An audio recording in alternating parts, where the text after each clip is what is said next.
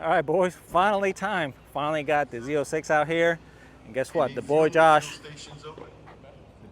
got fucking Stingray. Check it out. So he actually had ordered this before I bought mine, so I technically copied him. But this is another base bitch, but he got the nice seats. So he got the comp seats. He's got the nice suede steering wheel. I really like the suede steering wheel. It almost makes the steering wheel not feel so square. But yeah, anyways, here she is, boys. So we're back at Homestead, not my favorite track. And you know, it's August in Florida, so it's humid as hell and it's gonna be hot as hell. There's also chances of rain, so you know, knock on wood that we get lucky and we don't get a lot of rain, you know, but if we do, then we'll get to test the wet mode, you know what I mean? All right, so we have Josh, of course me. We got a bunch of the boys. Check out Rafi. What's up, Rafi? And we got Joshua with the GT3 RS. Damn, check out this thing. Dun exhaust, and he just did the PFCs. Got tired of spending that carbon ceramic money, man. But look at these fucking things. Badass. All right, boys, here we go. First session, Homestead Miami Speedway. You know, it has been raining a lot, so the track is probably going to be a little wet. I still see a little bit of moisture around the edges and stuff like that. So I don't think today is going to be any kind of PB. And, you know, I wasn't expecting to send it anyways. You know what I mean? We're just going to, you know, try to learn the car, take it easy at first, feel out the brakes, feel out the tires. Yeah, just feel out the car in general. You know what I mean? So yeah, hopefully we get good weather, hopefully the track dries out, and then I'm thinking we'll see how the 4S's feel, the stock tires feel, but I think later on we're going to throw on the 19s with the Nankang CRS's.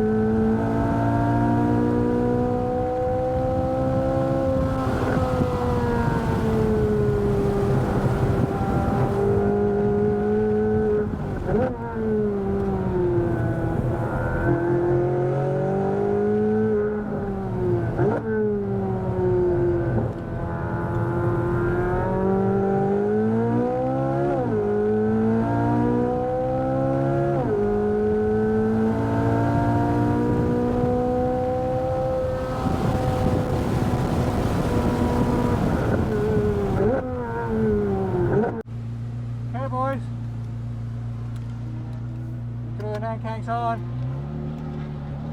I feel like the weather's good. I should take my chances now. Hopefully you guys can see me better there. I didn't have time to change much, but I got some fuel and I got and I changed the tires. So let's see how this goes. Last session we read a 3502, which is really good. The stock tires. But they have some issues with, I felt like ice mode here coming to 1. So we'll see how these feel now. I'm gonna relearn this because the start stop line was like a little bit before the actual start stop line.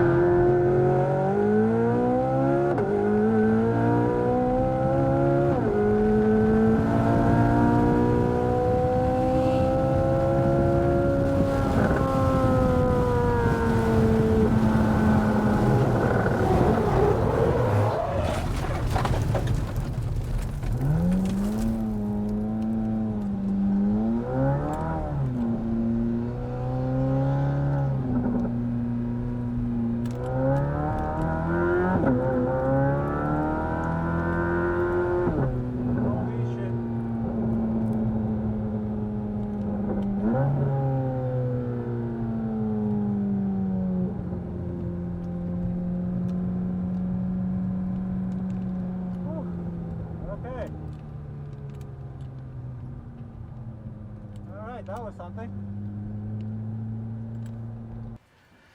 Well, unfortunately, that basically ended the day. I mean, fortunately, the car nothing seems to be wrong with the car. Okay, I haven't been able to find anything that's like damaged or bent or anything like that.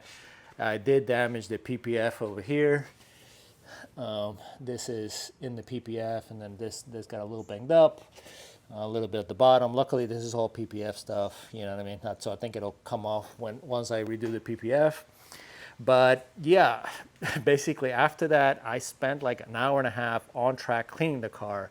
I was able to find a hose. Somebody had a hose, and I was able to hose, most of the stuff from the outside. I mean, I'm talking about like the wheels were packed with dirt and grass, the brake ducts, the intakes over here on the side. There was dirt in the engine bay. I mean, dirt even flew. I was covered in dirt. Like dirt flew inside the car. I had to find like a blower and a leaf blower. It was just a freaking mess. So then my next session started, and I wasted another session there, and then there was lunchtime, and then by the time lunchtime was done, it started raining. So and then. I did go out with the car on the rain. I put the stock wheels back on, the stock wheels and tires back on. But for some reason, I was getting a lot of vibration under braking. And I wasn't even hard braking or anything like that. But for some reason, yeah, the car was freaking out. So then I thought, well, maybe something is wrong with the car. Let me just wrap it up. And then I spent the rest of the day just kind of waiting for it to stop raining, and it just never did. So yeah, we packed it up. And then the next day, I spent another like 4.5 hours cleaning the car, cleaning the underside of the car, cleaning all the wheels. I ended up putting the car up on jack stands, taking all the wheels off. I ended up taking like the rear plastics, the front plastics, and just hosing everything off. And there was still tons and tons of dirt in the car. So yeah, man, definitely not fun. So let's talk about the good stuff. So the first session, I went out on the stock wheels and tires on the Michelin Pilot Sport 4Ss. And man, I gotta tell you, I didn't find the car that difficult to drive. Yeah, definitely different, with all the weight in the back of what I'm used to. But yeah, it wasn't scary, it wasn't sketchy, it wasn't difficult to drive at all. It did take me a while to really get comfortable, and as you guys can see towards the end, I really started, I was sliding the car a little bit here and there. And I feel like the way it sits with the stock tires and everything like that, I could probably get it down to a 32. So I was able to run a 135.2, which is not bad. That's my PB in the blue car in the C7Z. It was a 133.3, but that was with aero. That was with much better tires. That was with the Supercar 3Rs. And I was obviously way more comfortable, way more familiar with that car.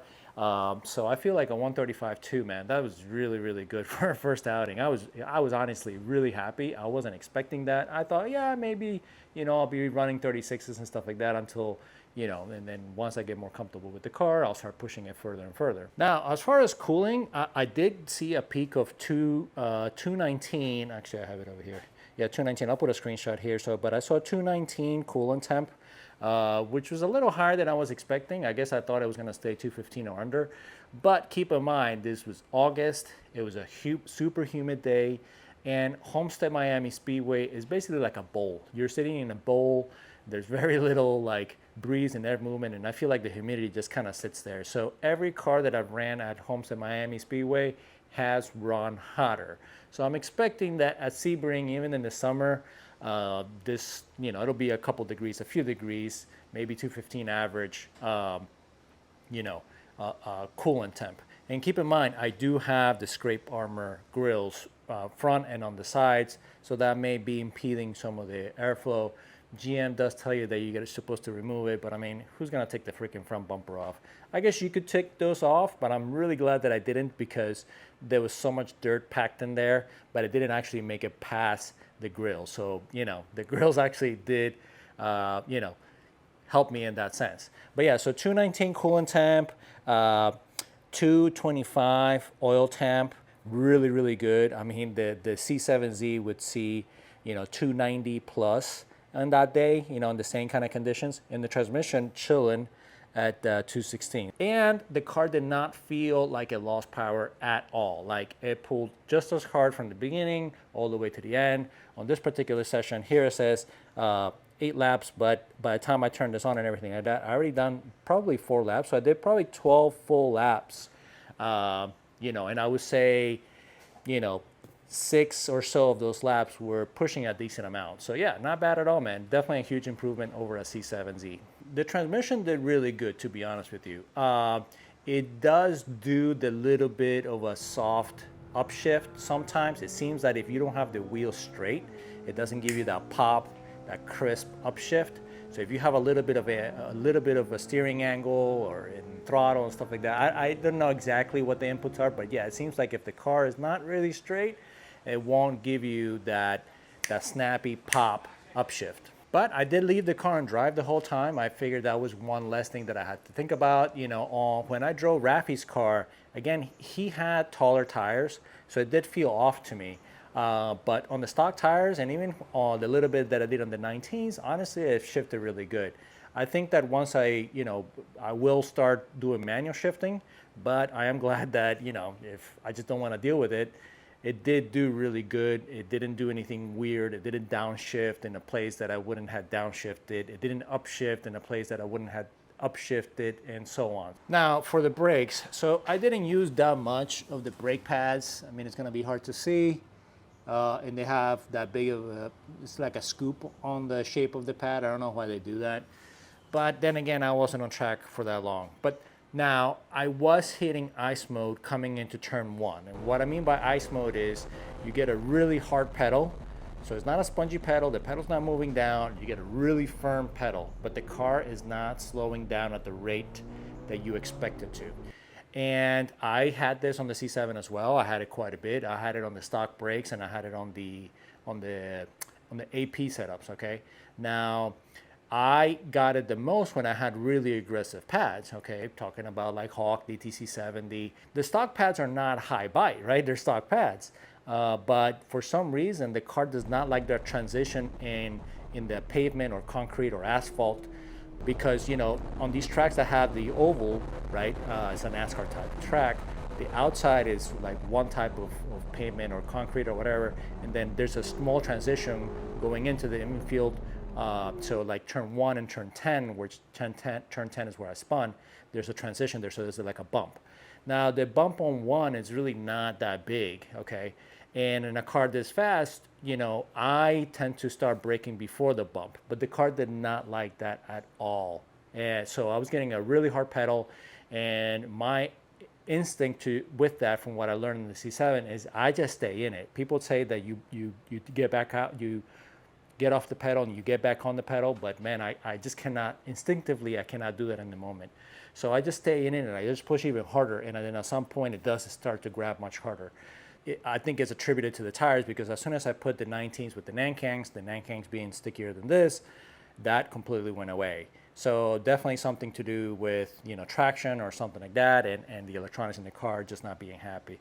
So yeah, definitely bummed out about that. And I'm assuming that then once I move on to the more aggressive pads, you know, like I have the GP40s, the Jaradas GP40s, you know, I'm gonna have to keep an eye on that, you know. So I was kind of hoping that, you know, having the electronic booster, at least they had fixed that, but it seems like not. And staying on the braking, you know, the car really likes you to trail brake it, but it's like a really, really fine balance in between too much, too little, and too much. If it's too little, then it tends to understeer.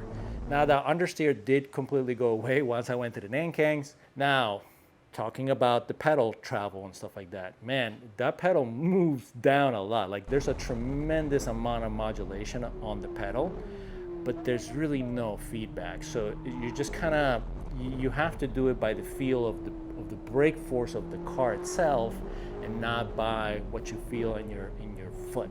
I was getting used to it, and I did get used to it, so I think I can work with it. So I don't, you know, so I don't think it's gonna be the end of the world. I don't like it. I would rather it be like a real hydraulic kind of system. But yeah, it's not like it doesn't work. It's just getting used to, yeah, the fact that when you think that you've reached the bottom of the travel, you haven't. You basically got to the middle. And if you look at the trace again, there's the red trace is pedal travel. I was going deep into the pedal to get the car really stopped. And it does work. I mean, I wasn't feeling ABS, I didn't hear ABS, I didn't feel it skidding or anything like that. So, you know, yeah, again, one of those things that, you know, you'll just have to get used to. I'll have to get used to it. Now, as soon as I put the Nankangs on, it completely changed the balance of the car. It completely kind of rearranged what I had just learned about the car with the stock tires, okay? All of a sudden, I had much more front end grip, okay? The issue with the ice mode in turn one completely went away, okay? I found that, that I needed to apply way less brake to get to the same kind of, you know, the braking force or braking distances, okay? Less trail braking and so on. So definitely way more front end grip. Now, you know, obviously as soon as I put them on, I spun off track, okay? So, you know, you would say, well, you know, obviously something wrong with the tires or something like that. And it may be so. I'll be honest with you, I haven't really dug into the data yet. I can see just from the video that I made a lot of mistakes, okay? I'm taking too shallow of a line through there. I need to be way further to the right and then do more of a dive into turn 10 instead of taking that really shallow line. And I'll be honest with you, the reason why I tend to take that shallow line is because I'm always thinking, okay, if something happens, most people that spin out there, they end up going actually to the left and hit the inside wall. Car totaled, okay? So I'm at Homestead, I always err on the side of caution on turn 10, and I aim it slightly to the grass. I went through there with no throttle, no brake, and I asked for more steering. So I think that all those things combined, I went a little bit too hot. I was kind of mid-track when I started diving in. So there's a lot of things that I think I did wrong there. Not necessarily just because I put the different tires and it changed the balance of the car a little bit. I'm taking full responsibility for that and saying, you know what, this is a rookie driver error, and I need to own it. All right, guys. Well, there you have it. Definitely not the way I wanted to end the video. You know, I wish I could have said, oh, you know, everything was amazing, and I ran a 133. I matched my previous PV. You know, that everybody wants that, but you know, we're here to share the facts and how things go, and you know, this is what happened. You know what I mean? Thank you for sticking around. Thank you for watching. Hope you enjoyed the video. Hopefully you like the exhaust sounds. Let me know about the exhaust sounds. It's very hard to have an exhaust mic on here that it doesn't get torched, that it doesn't get, you know, flown away, but you know, and that it doesn't catch a bunch of wind. You know, I'm just an amateur, you know, kind of videographer. You know what I mean? So yeah, let me know about that. Let me know what you think, guys. I appreciate your time. See you later. Peace out.